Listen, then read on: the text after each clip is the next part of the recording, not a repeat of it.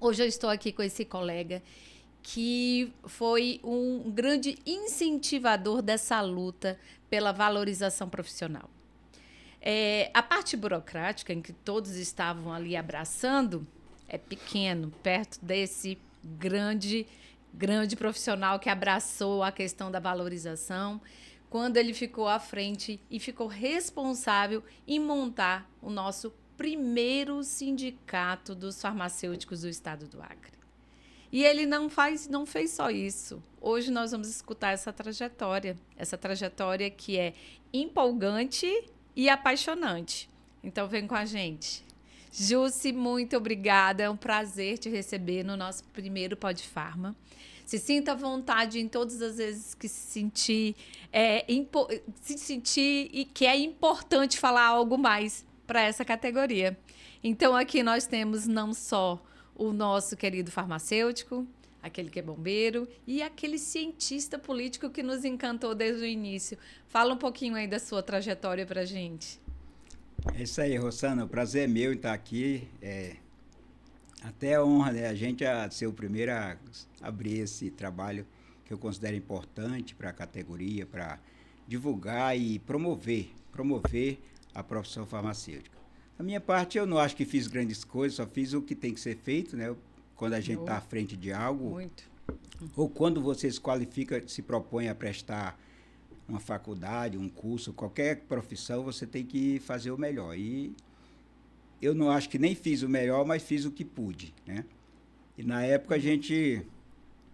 Bom, eu sou um cara só acriano, como todo mundo que é acriano de raiz, a gente veio da roça, veio do seringal, sofreu, passei por várias situações e hoje eu estou numa reta já maduro, né?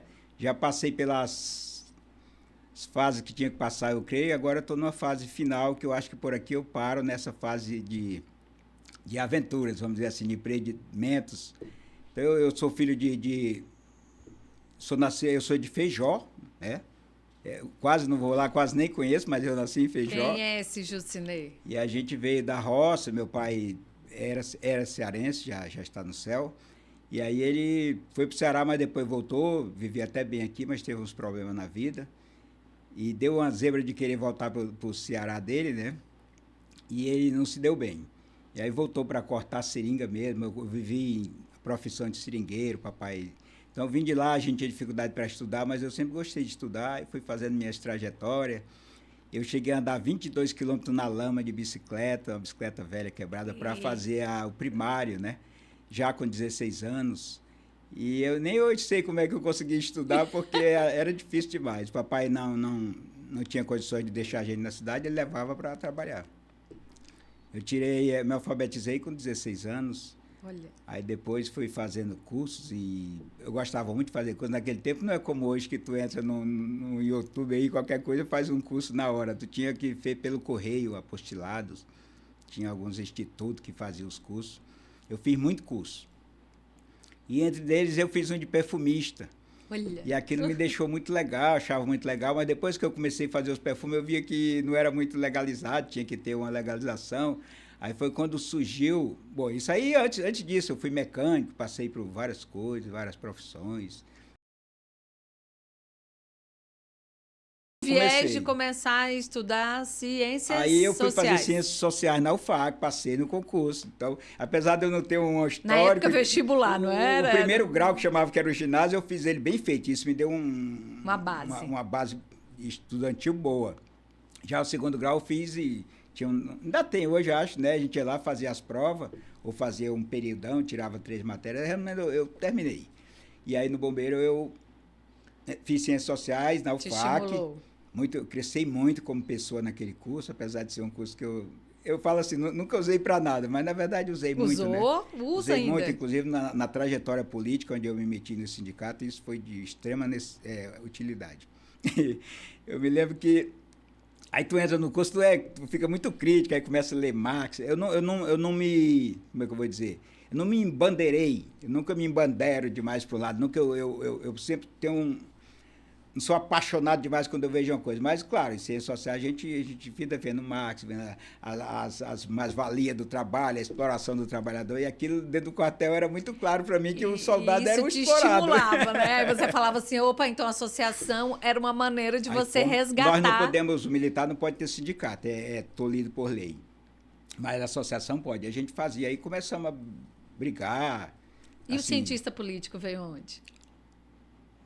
Aí aí teve um período aí que tem uma lei ainda hoje no estado, eu não sei se ela foi extinta, que você podia fazer curso, quem é empregado público, que não tivesse no estado e que você não tivesse curso superior ainda. E eu estava dentro desses trâmites aí, veio um curso da Universidade de São Paulo fazer um vestibular para para farmacêutico e bioquímica. Aí me lembrou o negócio do perfume, que aí eu podia fazer perfume, né?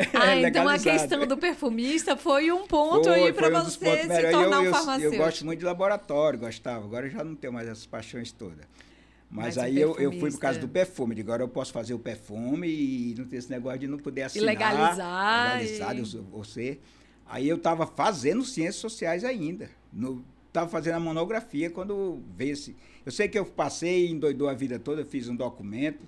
Nesse tempo saiu muita gente do estado para fazer curso fora e eu fui fazer dentro da lei, mas a lei tu é obrigado a voltar, a trabalhar 5 anos, tem todo um contexto. É que você tem que dar aquele tempo para o estado. Eu fiquei 5 anos ralando muito, porque eu tinha um salário só de soldado, né? E aí você fez farmácia? Baixo. Fiz na Presidente Prudente, na UNOeste. Faculdade boa. Me isolei de tudo, fiquei lá sozinho. Se afastou do bombeiro, fez farmácia? Fiz, Aí eu voltei como farmacêutico, né? E aí veio o negócio da associação de novo, que eu tinha que assumir. Eu digo, não quero mais não. E eu fui também numa reunião do sindicato dos farmacêuticos, aliás, não era do sindicato, a reunião dos farmacêuticos, que nesse tempo a Rossana não tinha um conselho aqui, né? Não, a gente estava na luta, né? E aí eu fui nessa reunião como um total novato. E eu sei que estava criando um sindicato, não sei o quê. Quando eu saí para atender o telefonema, quando eu voltei, eu era o presidente. José, além daquela documentação do sindicato que a gente rodou tanto, às vezes a gente tinha que tirar do bolso. Deixa eu falar da documentação, Rosana. Como foi? Trouxeram uma advogada, como a sede era era em Rondônia. Em Rondônia. A Lérida, né? Inclusive, a Lérida que trouxe a pós-graduação que eu fiz de citologia. Ela trouxe pela Associação Nacional de Citologia. Foi pela SBAC. E uma faculdade homologou e a gente fez. Eu fiz com ela. Foi. Que na época era Rondônia Acre. Nós trouxemos outros cursos também. Aí, essa advogada, não sei se tinha um padrão dos cartórios de lá, eu sei que ela trouxe uma documentação e a gente ajeitou e deu entrada. Voltou tudo, porque não tinha nada a ver aqui no Acre como é que publicava o negócio lá das... Tá vendo, gente? Muda muito entre um e outro. Gente, aí sabe o que é um cara sofrer? Porque... Eu lembro bem. Aí eu fui estudar. Olha, eu lutei tanto para abrir esse sindicato, porque para abrir ele, né, para legalizar a abertura, tem que publicar em diário oficial. E tinha todo um padrão em jornal... E ela não fez nada disso, ela disse que não precisava nada. Aí depois teve que desmanchar toda a documentação. Resumindo, quando eu fui olhar, eu já tinha colocado naquele tempo R$8.000 no meu bolso. Não, eu gosto de falar isso, não é para me exibir que eu botei dinheiro, é porque o sindicato não tinha renda, não tinha nada. E a gente fazia umas cotinhas antes, agora aí imagina depois que a gente começou a fazer umas festas, aí arrumar um dinheirinho, a gente comprou uns computadores, umas coisas. Resumindo. O primeiro Farmafolia foi destinado a organizar os móveis do espaço que você tinha conseguido. Aí depois eu quero ressaltar o Alex da Santa Casa, o doutor Alex, né? Sim. Foi muito importante. Uma que eu era farmacêutico e ele precisava de alguém para cuidar da farmácia de lá. Era bem... Ele uniu o útil ao agradável. E aí... Mas eu já tinha solicitado um espaço, ele disse, pode ficar aí, não paga nada. Então nós ficamos lá com a sede do sindicato num espaço bom. Nós tínhamos de tudo que eu digo, é da internet até o ar-condicionado, tudo por conta dele. E aí, por outro lado, também eu fiz um acordo com ele, eu cuidava da farmácia. Então, resumindo, foi bom para mim, foi bom para ele, né? Um local Foi bom bom, para a nós, segurança. para todos nós farmacêuticos. E ele sempre me acolheu bem e eu devo muito a ele isso. Ele também já me fez até uma honraria. Esse dia eu estava olhando lá em casa. Que muito bom. Que eu tinha ajudado a Santa Casa de Bom. Eu acho que ele que me ajudou, né?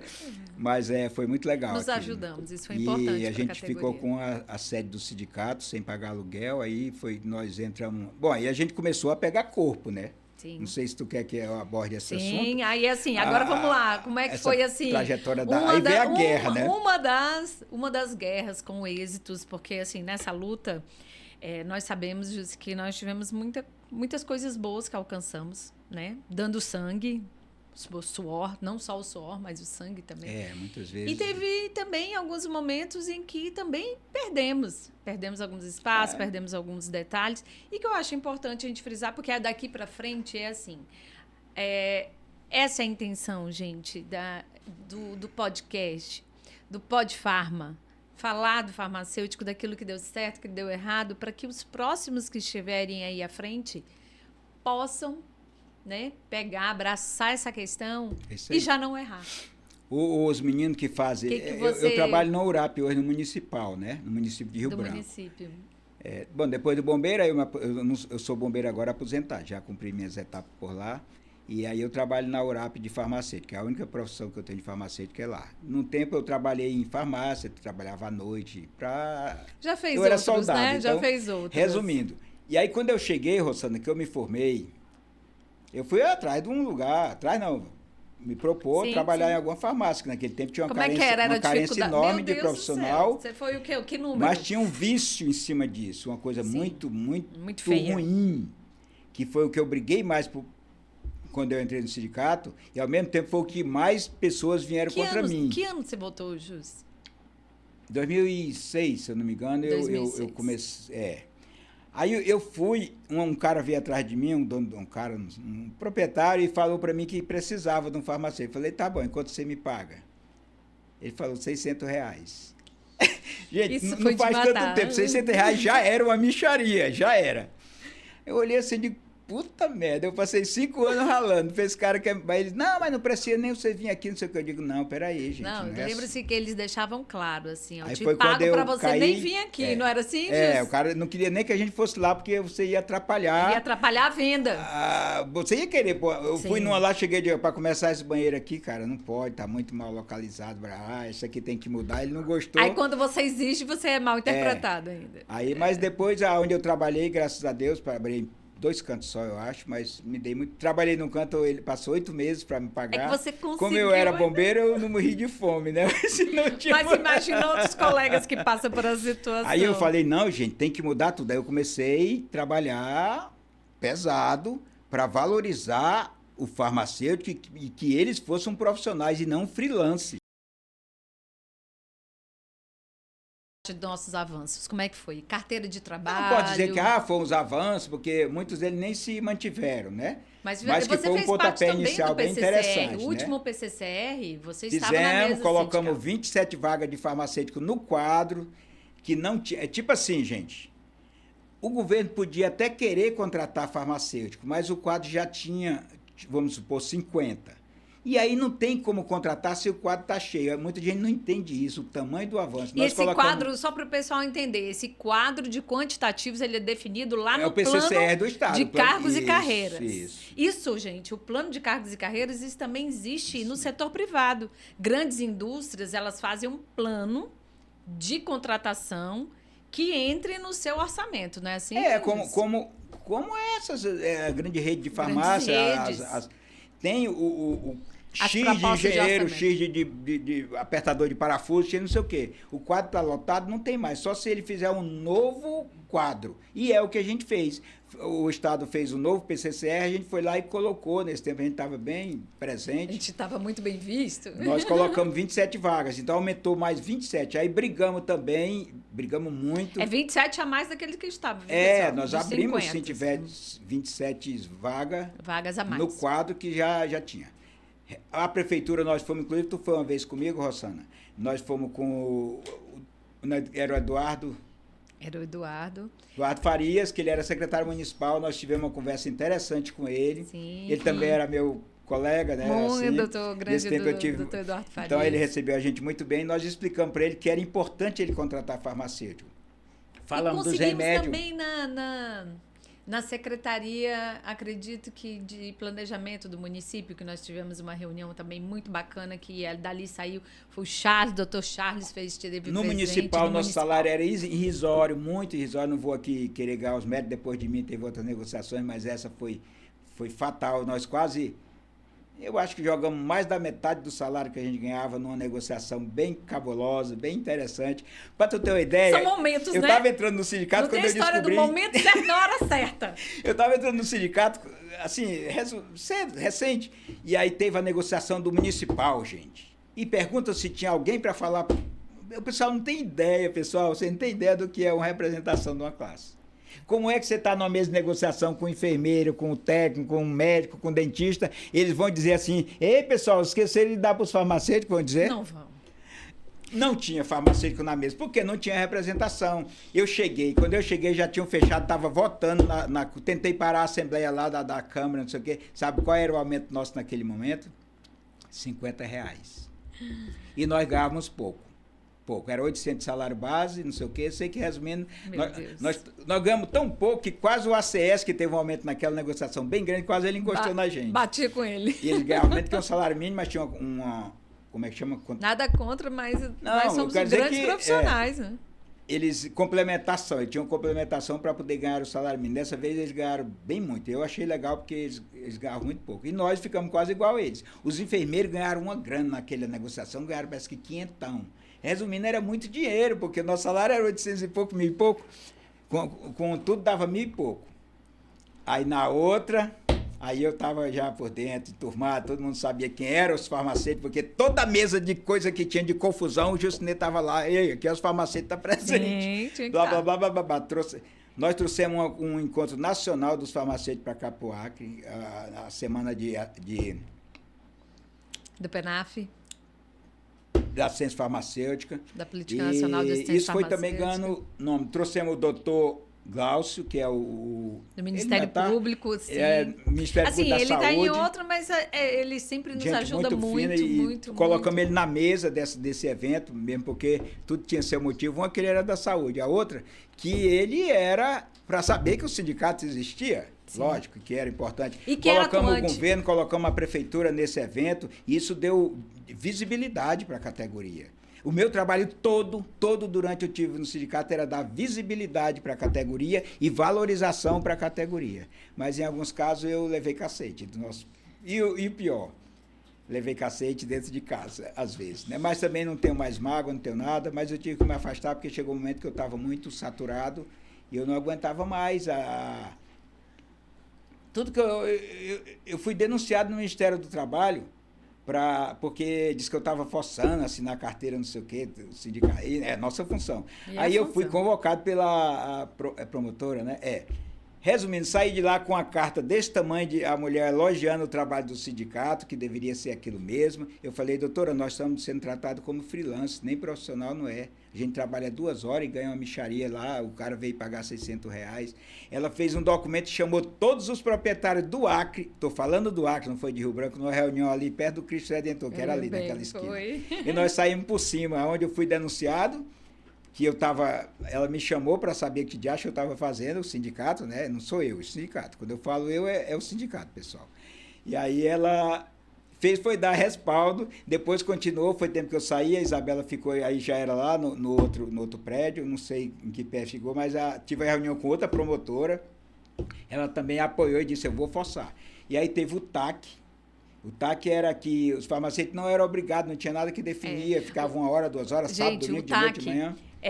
O termo de ajuste de conduta. Isso. Esse termo de ajuste de conduta foi necessário à época, porque nós tínhamos um quantitativo de estabelecimentos farmacêuticos maior do que um quantitativo de farmacêuticos. Então, nós tínhamos que definir ali em quanto tempo, né, nós chegaríamos na plena. Plena o quê? Ter farmacêutico 24 horas em todos os estabelecimentos. Não tinha faculdade no Acre até então, depois passou a ter, né? Então, assim, nós saímos ali naquele compromisso de após assinado um TAC, lembra, Júcio? O Júcio não tá, acho que o sindicato nem estava, só estava conselho. E mais uma vez a gente nessa nós reunimos todo mundo. A gente ia levar peia, porque ia falar, não, tem que ter o sindicato. E ali ia definir quantas horas de assistência farmacêutica teria em cada município. Isso, assim, eu lembro que foram discussões muito boas. Era a doutora Alessandra. Muito, loira. Até agradeço. Tive com ela duas vezes em audiência, como ela chamou para ouvir também na reunião. E aí, assim, interessante... Nessa nós unimos o conselho, unimos todo mundo.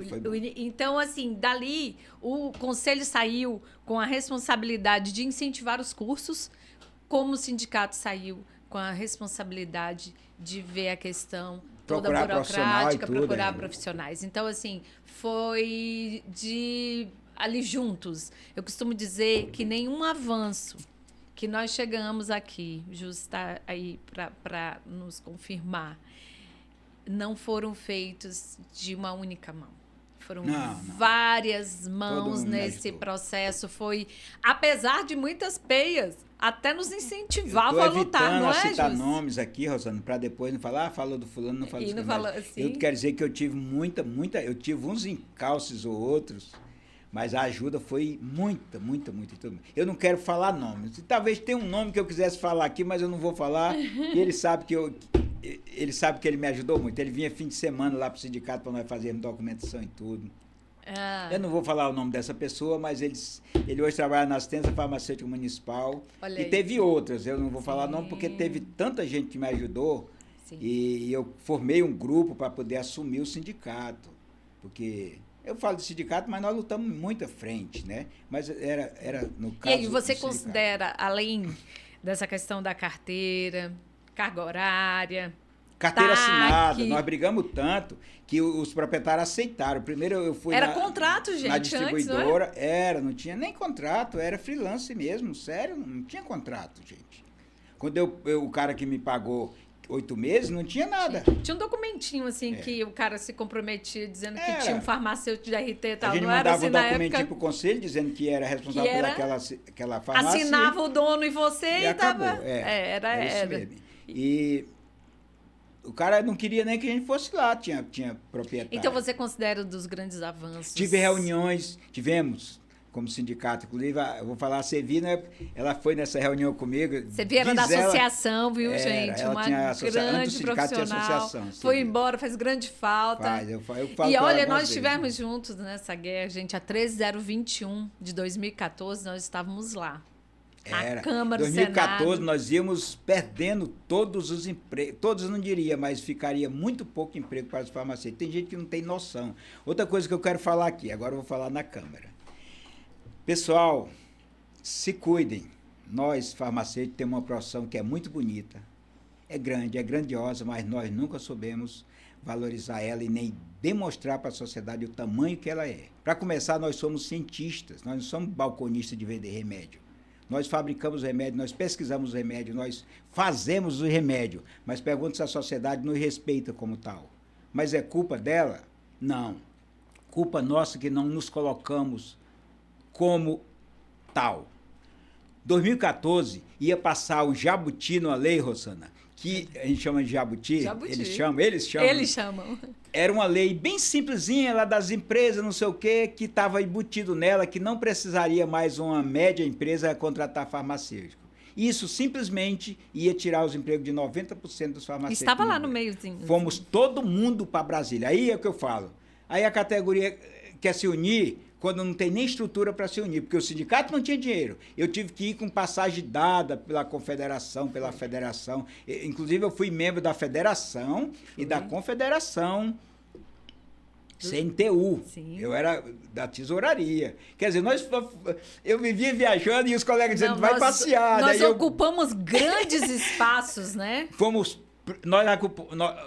Não gosto de falar isso, que ocupamos duas cadeiras ao mesmo tempo no Conselho Estadual de Saúde. Isso foi mérito do sindicato. Do conselho, foi. Colocamos a presidência do Conselho Estadual de Saúde, nós, o sindicato. Quem ganhou aquela presidência foi o sindicato dos farmacêuticos, que ganhou as duas cadeiras. Estou aqui para afirmar, porque eu era presidente. Colocamos a Rossana como presidente do Conselho Estadual de Saúde e a Isabela como presidente do Conselho Municipal de Saúde. O nosso projeto era colocar um farmacêutico em todos os conselhos municipais, municipais de saúde e tinha gente que achava que isso era besteira. Aí pergunta qual era a visão que o pessoal ia ter de um farmacêutico inserido no SUS e na mesa de negociação do SUS, na mesa dos conselhos estaduais e municipal de saúde. Nas conferências nacionais, nós participamos de todas, fomos para Brasília. Quer dizer, nós ajudamos a construir o SUS como classe. E antes a gente não participava. Essa responsabilidade, colegas, é de construir políticas públicas para a profissão. Olha a grande responsabilidade. Você tocou num ponto extremamente importante. Parece que, como é que tá? Parece que o errado é o certo é o errado. Essa mudança de valores que hoje se encontra. Esse teu certo e teu errado eu vou te dar na prática agora, que é o que eu estou vivendo. E aí eu volto a câmera aqui para falar, meus amigos farmacêuticos, olha o que eu estou falando. O errado nunca pode ser homologado como a postura certa. Se todo mundo começa a fazer algo errado e tem só um cara que faz certo, ele vai ser triturado, que é o que está acontecendo comigo hoje com alguns poucos colegas que quer ser farmacêutico sério. Tem uma lei que diz que a receita tem que ser em 2 vias. Então, e você tem que carimbar uma. E as pessoas, muitos, e aí eu vou falar, colegas nossos não estão fazendo a parte dele, e aí eu falo, agora eu posso falar porque eu tenho propriedade para dizer que eu digo até as pessoas que não fizeram isso, porque eu fui comprar um remédio e ele não fez. Isso é Rosana, ele não faz a parte que é legal, que é obrigado por lei, nós vivemos para cumprir a lei. Os farmacêuticos ainda têm uma sobrevivência de garantia de profissão por causa da portaria 344. Eu digo isso para onde eu vou. No momento que aquela portaria caiu, eu pergunto muito se vão precisar ainda de nós. Nós somos o guardião dos remédios controlados e dos antibióticos, principalmente do remédio controlado. Se nós não cumprirmos aquela lei, não tem ninguém para cuidar da lei para a Anvisa e para a Polícia Federal, que é o órgão que controla os remédios controlados. E aí, já passou a ser que lá na minha URAP que eu trabalho, nós somos os errados. Porque o cidadão chega na minha casa e diz, pô, você olha daqui a meia hora se não está aí no programa que eu peguei o remédio.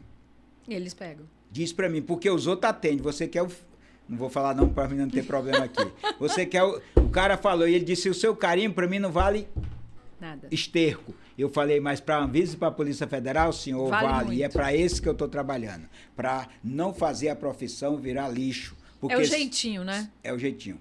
Então eu não atendo, eu sou rígido com relação à legislação, porque nós só existimos. É uma relação assim, se tu tá para cumprir a lei e tu não cumpre mais, não precisa mais de ti, certo?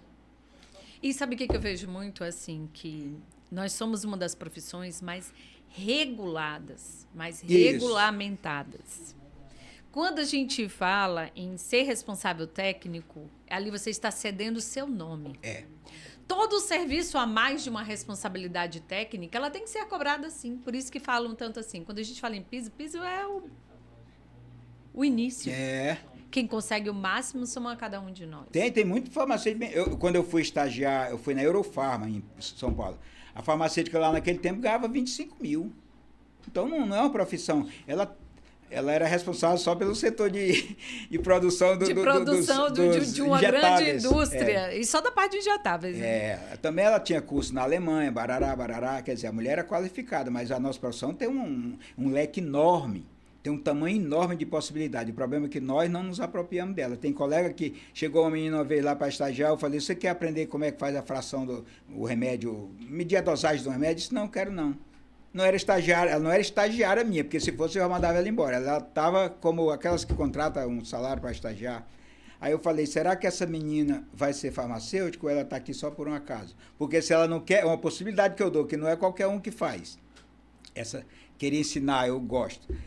Aí ela disse que não queria aprender a fazer, tipo, a dosagem de um medicamento. O médico manda dar uma X doses do remédio com a concentração tal, e eu tenho outro remédio, mas é na outra concentração, mas é o mesmo remédio, eu faço a dose e proporcionalizo. Isso é do farmacêutico, ninguém quer se apropriar disso.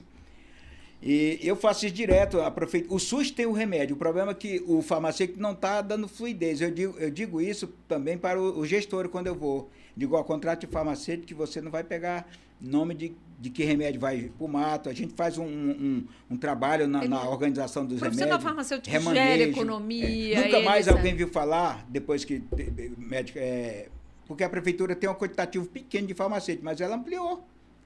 Tem assistência farmacêutica que não tinha. Só ouvia falar em caminhão de remédio que era jogado no lixo, eu vi muito falar. Muito. Porque não tinha farmacêutico para fazer a gestão do remédio, do medicamento. E a gente faz a sazonalidade. Quando está na dengue agora, por exemplo. Por isso que nós tiramos emprego para outros colegas. Né? Isso. E aí tem gente que não sabe disso. As pessoas não sabem que o farmacêutico conhece muito de medicamento e que é capaz de orientá-los.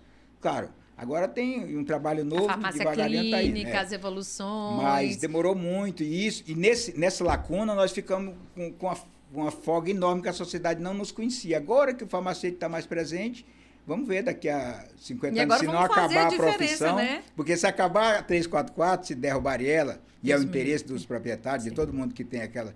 É que amenize. Se amenizar a necessidade do farmacêutico, ele não vai ser muito útil.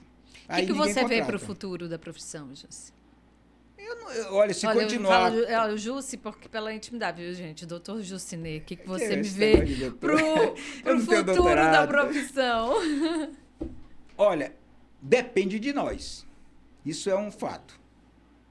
Então, quem está formando agora, se tiver a consciência de classe, que ele está numa classe importante, que ele tem que se qualificar e mostrar para a sociedade que ele é útil, que ele tem que se qualificar para assumir, jogar no peito a bola e dizer, eu sou capaz, porque lá onde eu trabalho não é querendo ser o bonito. Faço a diferença. O que é do farmacêutico, joga para cá. Eu assumo. Não sei o que o médico... Mande o médico falar comigo. Porque aonde eu sou, eu não dou a minha responsabilidade para ninguém. Um dia desse eu tive um problema, não vou citar nomes aqui, que uma chefe nossa do setor pediu para a gente, numa reunião, entregar a chave dos armários controlados, que é exclusividade do farmacêutico, para a gerente da unidade que ela atendia, depois a gente pegava a receita. Falei, nem voado. Mais armário. Aí foi um problema danado, disse que a secretária tinha mandado, então mande a secretária vir falar comigo. Eu vou fazer um ofício e eu dou a chave junto com o ofício, dizendo que a responsabilidade é dela, que a Polícia Federal não permite, que a Anvisa não permite. Exato. Acabou a reunião. Foi até ruim, porque parece que era uma reunião para todo mundo falar a mesma língua, né? Mas se é para falar a mesma língua, eu digo, você manda o médico entregar a sala de cirurgia dele para outra pessoa, que não é qualificado para outro médico, e manda ele para uma reunião, por que o farmacêutico vai deixar o armário dele, responsabilidade dele técnica e tudo, e dar para outro qualquer que não é? Só dou se for outro farmacêutico, você trouxe outro para cá, eu dou. Não foi assim que eu falei. Não, mas eu já fico feliz que te escutaram, né? Porque eu ia ficar passada assim. E a mulher também da unidade, quando soube, eu digo, eu vou lhe dar, se tiver a reunião, mas o ofício vai junto. A senhora assuma, porque se eu denunciar, e eu devo denunciar, que está dando remédio aqui irregular. Acabou. E ela também não queria. Envolvi um monte de coisa, né? Foi sindicato, foi conselho, e aqueles conselhos municipal de saúde, estadual, onde... No estadual a gente teve várias parcerias, vários momentos, inclusive, né? E só esse contato. Então, assim, graças a Deus, eu não tenho muito problema. Agora, assim, eu também não tenho nenhum problema em brigar, né? Se for para brigar, a gente briga. Não, se for para brigar, a gente briga. Mas respeitando as regras, né? Trabalhar sempre dentro dessa premissa. Porque eu entendo, e na verdade eu me preocupo quando as pessoas bulam as regras ou quando as pessoas se empoderam e acham que podem fazer, né, qualquer coisa, já que está dentro de uma determinada estrutura, e isso é muito perigoso, porque a ideia é que você participe, construa e deixe o espaço para que outras pessoas também façam o mesmo. Mas no momento que você entra e tenta cercear o direito de outras pessoas, ou usa subterfúgio para poder constranger ou impossibilitar mesmo a entrada e a renovação, isso é muito perigoso. Primeiro porque você acaba deixando por muito tempo a instituição tomar uma personificação, né? A instituição ela fica parecida, as pessoas começam a confundir a instituição e a pessoa, que tem duas vertentes. Há aquele lado bom, porque assim, por exemplo, né, e a gente já convive há tanto tempo, o lado bom dessa situação é que existe um legado. Quando a pessoa, depois de 5, 6 anos, né, que não faz parte mais de um determinado local, mas quando é falado dessa instituição, é logo lembrado, ou quando se fala de um profissional, eu lembro de uma campanha que falava assim, quem é seu farmacêutico? E eu sei, e eu conheço pelo menos umas 20 pessoas que, se a pessoa perguntar assim, o top of mind, né, para falar assim, a primeira frase que você vai falar quando eu te perguntar aqui, farmacêutico, a pessoa vai dizer, Rossano. Né? Por quê? Porque é uma referência, né, para as pessoas. Assim como é para mim, para várias outras pessoas em vários setores. Se a pessoa falava assim, judicialização, Rossano, né? Isso aí é natural. Por quê? Porque construiu. Muito me orgulho. E não foi pago, né? Não foi pago. Foi tudo muito suado, né? Foi pago com suor, né? Pago com suor, né? Não é aquele apoio comprado, não é que nem alguns prêmios que o pessoal paga para poder ser lembrado. Assim, vou te dar isso e você me coloca isso, né? Acho que você tocou num assunto muito importante. A gente sim vai e desce realmente quando lembra de nossas trajetórias. Eu falei, trazer o professor Hugo aqui para falar da trajetória dele, mas a gente acaba se confundindo nisso. Mas e vai e desce muito a gente falar um pouquinho da nossa, porque em algum momento, aqui é pequeno, nós vamos trabalhar juntos. E realmente as divergências, elas existem para serem colocadas à mesa e chegar a um ponto. Perfeito. E não realmente cada um para um lado ou outro. E foi justamente isso, assim, o que nos orgulha foi que em algum momento a gente teve que sentar. A gente teve que entender o que um faz, o que o outro... as opiniões são diferentes, sim, em vários momentos. Mas em algum momento elas tiveram que ser bem interpretadas para a gente poder ter um bom relacionamento de profissional, de vida, de continuação. E eu acho que é isso que a gente traz. O Podfarmas, ele veio para isso. Né? Quando colocam, falam assim, você não desiste da profissão? Não desisto da minha profissão, jamais vou desistir. Se em algum momento estão achando assim, não. Então, eu acho que está na hora de trazer os colegas aqui para que cada um conheça que não é só Rossana, não é só fulano, não é só cicrano. Tem vários colegas que desenvolvem um papel importante para o crescimento profissional. Perfeito. E é isso, assim, são pessoas de fora que contribuíram, são pessoas daqui que estão contribuindo, e eu acho que é isso que a gente tem que deixar para os nossos colegas.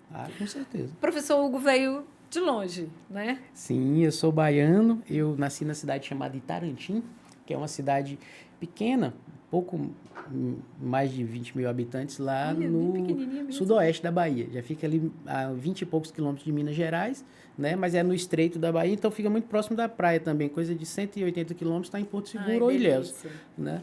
Mas eu não sou muito praiano, não. Olha aí, né? Por incrível que pareça, da praia. Várias vezes eu volto e não vou na praia. Eu só vejo a praia na hora de descer ali nos aeroportos, porque todos ficam no litoral, mas não chego aí até a praia mesmo, várias vezes. Em alguns momentos, aí agora com Bruna, né, que ela, quando vai pra praia, ela adora, né, e aí meu filhote... Não tem como você não ir, e meu filhote Daniel também gosta muito de praia, então, né, não tem jeito. Quando a gente vai, eles ficam na água, eu fico ali na sombra e tal. De vez em quando eu entro um pouquinho, né, o Dan é bacriano, né? Ele é bacriano. Ele é bacriano porque ele nasceu aqui, de fato, mas passa muito tempo lá na Bahia sempre que pode, né, desde a primeira infância, justamente por conta, né, os avós, né, minha família lá e família de todo lado. Então muito legal. Pretende voltar? Eu não sei. Certo tempo eu tive uma certa reflexão, né, passei por um momento muito delicado, e tu acompanhou de perto, e eu pensei muito nisso, mas eu vejo que tudo tem um propósito, né, na vida. Então, de fato, fui para a Feira de Santana, né, decidi fazer farmácia, fui um pouco mais para longe de casa, na verdade, ali em Jequié seria quase metade do caminho, né, e eu segui até a feira. Não me arrependo em nenhum momento, né? Eu sei que, por exemplo, o pessoal sempre Descobriu a questiona, sua- fala bem assim, tá, farmacêutico. Se eu tivesse feito outra faculdade, A faculdade eu ia ganhar dinheiro, não sei o quê. Não, beleza. Eu sabia, primeiro que, para ser sincero, uma maneira muito trabalhosa e pouco eficaz para se ganhar dinheiro é estudando, né? Os investidores, o pessoal sabe que fazendo curso superior, você vai gastar aí 4 anos da sua vida, você vai se moldar um profissional, mas se você usar esses 4 anos para poder empreender em algo, né, interessante, você vai ter mais retorno, né? E eu já vi essa situação várias vezes. Eu conheço muita gente, né, que Sim, tem nós o tivemos dom. o Jucinei aqui, e esses dias eu conversei também com outro farmacêutico, Ronaldo, que são grandes investidores hoje. E você vê que estão investindo em bolsas e Pois outras, é, e isso você dá fica bem assim, mais meu retorno Deus do céu. do que você trabalhar É. 40 horas, 30 horas, 60 horas em um lugar, a tua remuneração nunca vai chegar a ser De um grande 1% investidor. do que um investidor desse faz, né? Mesmo se você for montar o teu próprio negócio e tal, e obviamente que a profissão lhe empodera e lhe dá as ferramentas, né? Por exemplo, eu, em algum momento da minha vida, falei, não, eu vou fazer Um outro curso. na verdade, eu vou Já pensou em fazer outro? eu pensei, mas esses que eu vier a fazer, né, talvez, serão para agregar. questão mesmo, não é nem para profissão mais, vai ser só por prazer. Eu sempre quis estudar filosofia, porque aí sim a parte de humanas que eu sempre gostei, mas eu sabia que, tipo assim, seria importante para você, né? vai ser importante um dia, talvez. Eu gosto de estudar bastante coisa, né? Assim, aleatória, que para ler o mundo. E aí eu acho legal. Mas para trabalho mesmo, eu estou satisfeito no que eu faço. Eu sei que você ganha muito, não ganha. Então é uma vida simples, eu nunca tive esse grande... E eu acho assim, se no momento que eu quiser ter dinheiro e tal, eu vou investir em alguma coisa, eu vou abrir um comércio, alguma coisa. Não é necessariamente na minha profissão de farmacêutico que eu vou depositar essa esperança. Você acha que hoje dá para ganhar dinheiro com sendo farmacêutico? Dá para ganhar o suficiente para viver confortável, né? Depende muito de onde e de como você faz. Por exemplo, eu optei vir para cá para trabalhar no setor público.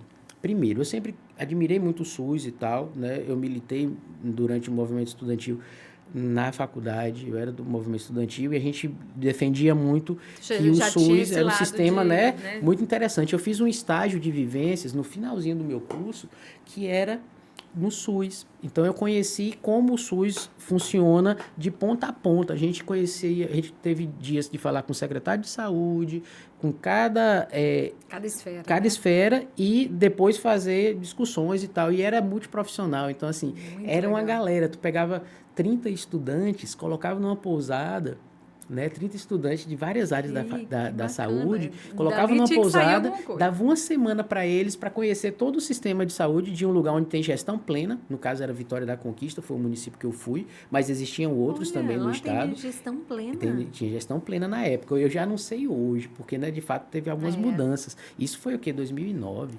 O ruim do SUS é assim, como muda a gestão, aí muda alguns cenários, sim, mas o SUS é encantador. Não, é muito interessante e a proposta é muito legal e a saúde pública é muito interessante. Porque assim, eu sabia que se eu ficasse na iniciativa privada, eu possivelmente ganharia mais, eu talvez já estivesse até empreendendo. No entanto, eu sempre quis colaborar para a sociedade, até como uma forma assim, poxa, a sociedade me empoderou, me deu as ferramentas que eu estudei, né, lá na Universidade Estadual. É uma maneira de você retribuir. Agora é hora de eu retribuir, né? Inclusive, eu sempre achei que deveria ter serviço civil obrigatório. Por exemplo, você estudou numa instituição pública durante 5 anos, você teria 5 anos de retorno, pelo menos isso, né? Porque o Brasil é muito interessante. E o Brasil é um país de contraste, né? Na minha época... Muito maternal, nosso país. Você pegar, tipo assim, nas universidades públicas, você só tinha 2% de alunos que eram das escolas públicas, o restante tudo era das privadas, porque eles eram melhores preparados, eles tinham melhor aparato, né? E aí só conseguiram burlar esse negócio, na verdade, pelo menos amenizar com as ações afirmativas que veio depois. Mas no meu caso eu não consegui pegar as ações afirmativas, eu entrei na faculdade um ano antes disso. Ainda era na velha guarda. Mas eu observei. Quando eu me formei, a faculdade era diferente. As carinhas eram diferentes, as pessoas, o meio de locomoção. Porque, assim, o pessoal da escola pública tinha uma característica e o pessoal da iniciativa privada tinha outra.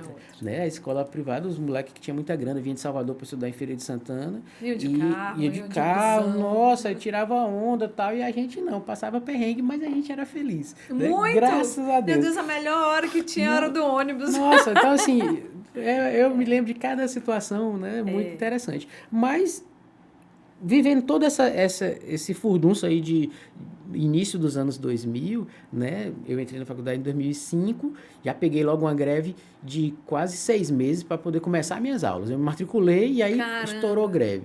Aí eu comecei a estudar, era para começar em março, comecei em outubro, né? Então, assim, daí tu já tira. Nunca tinha mais férias. Não tinha pressa, né? Pois é. Você não tem pressa de formar, vamos agora para cima. Fiquei em casa um tempo, quando deu outubro fui para lá. Aí comecei a estudar por conta dessas greves, o que os estudantes acabam pagando o preço do quê? De ter que estudar janeiro, né? E janeiro na Bahia, e em Feira de Santana, nossa, temperatura lá em cima, e todo mundo de folga e a gente estudando. E eu que morava longe, só dava para ir passar Natal, Ano Novo e voltar. E aí pronto, eu só ia Natal e Ano Novo. Tinha que correr atrás do prejuízo. E eu acho que eu só ia 1 ou 2 vezes no ano para minha cidade, porque eu tinha que correr atrás de prejuízo. Comecei no finalzinho a estagiar, né, na Pague Menos. Foi um estágio interessante, tal, né? Na época a Pague Menos já era uma existiu, potência, a Pague Menos tem muito tempo. E lá em Feira de Santana ela era forte. E ela tinha uma característica, por exemplo, o gerente regional lá, ele era um cara que começou sendo serviços gerais, né? E ele fez a carreira. Então, assim, eles investiam muito. Então, para eles era muito bom ter um estagiário que, no momento que se formasse farmacêutico, poderia voltar para ser farmacêutico RT, depois gerente, e quem sabe ir para regional, né? Eles investiam nisso e isso também eu admiro, né? Eu acho que era um bom retorno. Entrei em 2015, ali naquele momento, né? Era o Armando, que era o secretário, salvo engano, e eu fui lotado no CREME, né? Onde fiquei até 2018. Foi o ano que eu saí para o tribunal. Isso. Foi o ano que você Aí chegou. em 19, quando mudou o governo, e aí teve várias mudanças, eu ainda estava no CREME, mas aí depois eu fui convidado para esse desafio para o estratégico, que foi, né? Foi inclusive ideia tua. Foi bem. E foi muito interessante, porque de fato foi muito bom. Foi um ambiente, tipo assim, trabalhei muito. Suei, carreguei caixa e carrego até hoje, não tem problema nenhum. Não tem jeito, quando mas a gente entra, eu faço questão de dizer que foi uma experiência muito engrandecedora, porque assim, abriu mais horizontes. E aí isso abriu também os horizontes para quando veio esse concurso de 2022, eu fiz na cara e na coragem, porque nunca mais eu tinha pegado livro para estudar. Mas a experiência que você pegou ali, realmente... Teve pelo menos 4 questões que eram do meu dia a dia de trabalho. Né? Olha, questões de HIV, questões de hepatite. Olha aí, questões, gente, fica a dica, hein? Né, de gestão que eu...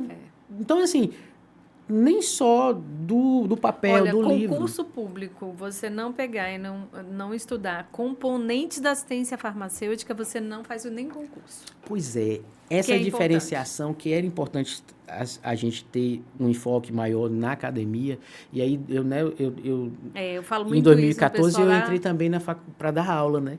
Em 2013 eu fiz 2013 eu fiz um concurso na UFAC para professor substituto. Mas você ficou na FAMETA, acho que você entrou logo depois, em 2012. 14.1. Foi quando mudou para o prédio novo.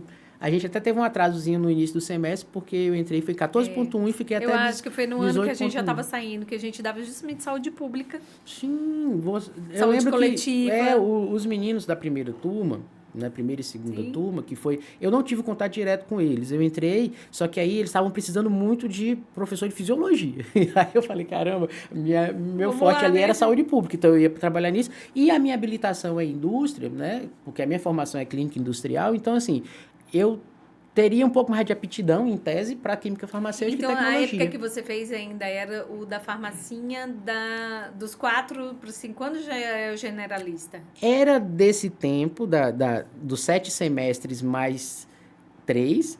No entanto, eu não tinha opção. Diferentemente dos outros lugares onde você podia fazer 7 semestres e já ser farmacêutico, eu não podia. Você já tinha que partir direto para a indústria. Eu tinha que ser 7 semestres e depois os 3 últimos. Só lembrando, gente, que em 2002, 2003, o MEC mudou, tornando, então, toda a grade como farmacêutico generalista. Antigamente eram 4 anos, que a gente fala, né, os 8 semestres, e você podia optar na indústria, análises clínicas, alimentos e os demais.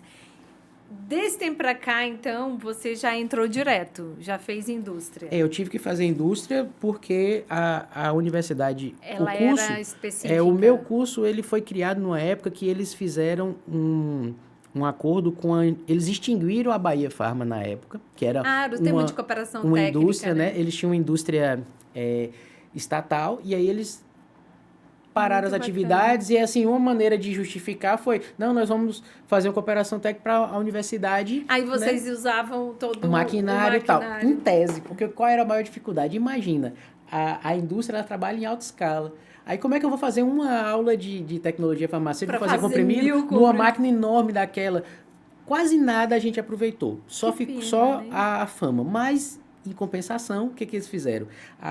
O curso fez uma parceria com o Lafep. Então, alguns estudantes faziam processo seletivo e iam para Pernambuco, e outros iam para Fiocruz, lá para Manguinhos, né? Manguinhos. Então, muito legal. Só que aí a minha turma, para poder, né, marcar território, e a gente teve um diferencial de ser muito combativo, né? A gente era...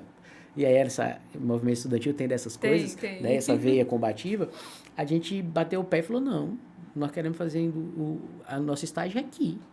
Na Bahia, em Feira de Santana. Né? Aí, mas não sei o que, tal. Aí tinha muito burburinho, tinha em Santo Antônio de Jesus, uma indústria, mas tinha mal-estar de determinados professores, porque diziam que era indústria de fundo de quintal em algum momento, tinha aquela conversa, disse me disse, não sei se era verdade ou não. E aí, os laboratórios também. Eles tinham essa coisa. Então, beleza. Lafep e Farmaguinhos, ponto pacífico. Aí a gente uma farmacêutica entrou para ser a responsável técnica da garantia de qualidade de uma indústria veterinária, chamada Labovet, lá em Feira de Santana. Né? A Fernanda, uma profissional excelente, né? Uma menina prodígio, e aí a família toda prodígio. Aí a Renata, que era irmã dela, era da minha turma, e falou, minha irmã tá lá tal, e tem condições da gente estagiar lá. Aí falou, quem vai para Lafep ou vai pro Rio, porque a galera baladeira foi pro Rio, óbvio, né? Que queria, não iam deixar de... 4 meses longe da família, recebendo né, até incentivo para poder estar lá zoando. Né? Então é fato. E os mais... estágio a estágio. Invocados foram pro Lafep também. Por quê? Porque nós, no Lafep... Que queria mesmo diferença. Fabricar. E, de fato, né? Eu não lembro, não sei, hoje em dia a gente perde um pouco o contato, né? Eu lembro da música do Oswaldo Montenegro, né? Quando fala assim... Há 10 anos atrás, né, que eram os seus amigos, que é que hoje você não fala mais. Você falava todo dia e não fala. De fato, eu tenho vários colegas que eu guardo no coração, mas eu não tenho tanto contato, né? Mas, o carinho continua mesmo. A gente tem um grupo no WhatsApp, mas não é tão utilizado. Podia ser melhor utilizado, mas eu lembro de vários momentos, a gente viveu muitas aventuras. E algumas delas foi justamente no estágio. A época de faculdade é melhor. Nossa, isso aí, acho que é a época mais legal, assim, que eu já tive até agora, né? Eu tô caminhando pros 40, então eu posso dizer que essa minha fase aí, que é a fase dos 20, foi a fase mais louca. O creme se diz porque é um centro de referência dos medicamentos na época excepcionais, que hoje são especializados.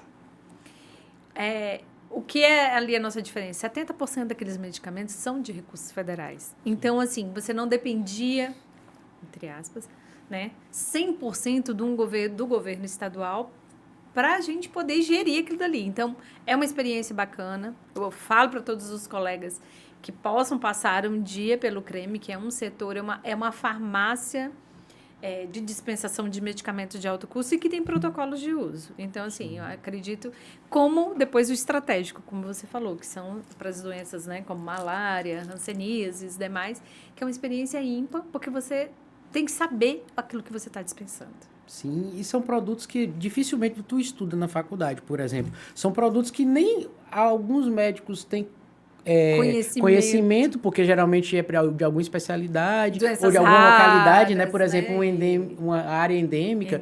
Por exemplo, a malária aqui. A malária aqui é uma coisa que não é tão comum em outros lugares, né? Aí, leishmaniose já tem em alguns lugares aqui, mas lá no Nordeste, por exemplo, é mais forte em alguns lugares do que aqui.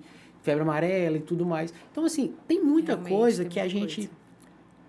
às vezes, e aí a minha frustração, algumas das minhas frustrações no serviço público é que assim, a gente tem um mundo pela frente, mas a estrutura, a necessidade e a demanda te engole. Então, às vezes, assim, por exemplo, o creme, eu passei um tempão no creme, mas eu não consegui fazer o que eu queria, que inclusive eu sei que é um sonho compartilhado nosso, que é o serviço farmacêutico lá dentro, né? É poder fazer o acompanhamento farmacoterapêutico. Lá é o local perfeito de implantar a farmácia clínica. Ideal. Se tivesse, por exemplo, um curso de farmácia hoje, né, de uma instituição pública, o creme era um laboratório perfeito para o pessoal quando estivesse estudando atenção farmacêutica. A parte da evolução farmacêutica, a farmácia clínica, ela já vem no protocolo. Sim, já está previsto. Já está previsto. Está tudo amarradinho, então, né? Tu nem vai precisar ficar fazendo planos muito grandes, você só precisa executar. E aí outro mal também que me angustiava muito, porque assim, é mais fácil determinados profissionais colocarem o paciente contra outros ou profissionais contra profissionais, do que admitir que está pulando, está favorecendo o interesse comercial ao invés da saúde pública, né? Porque... E não tem como, gente. O protocolo federal, protocolos e você tem que seguir. Não dá para se iludir. As pessoas acham que os recursos públicos são infinitos e não são, né? A Casa da Moeda, ela imprime o dinheiro, mas ela tem que ter um lastro. Ela não pode imprimir aleatório para falar, não, o Brasil tem dinheiro para gastar. Não é assim. Então não pode. O governo é rico, tá? Mas só por isso vai ficar jogando dinheiro fora? Não vai, até porque não é. É ilusão. O governo é deficitário. Rico, assim, como a gente imagina. Né? A única coisa que o governo consegue fazer é terminar no vermelho e iniciar o outro ano no pensando azul, naquilo que você tem que pagar. O vermelho ficou para trás, mas assim, tem dívidas e dívidas. E é esse tipo de pensamento que faz o Brasil ter uma dívida externa que nunca acaba.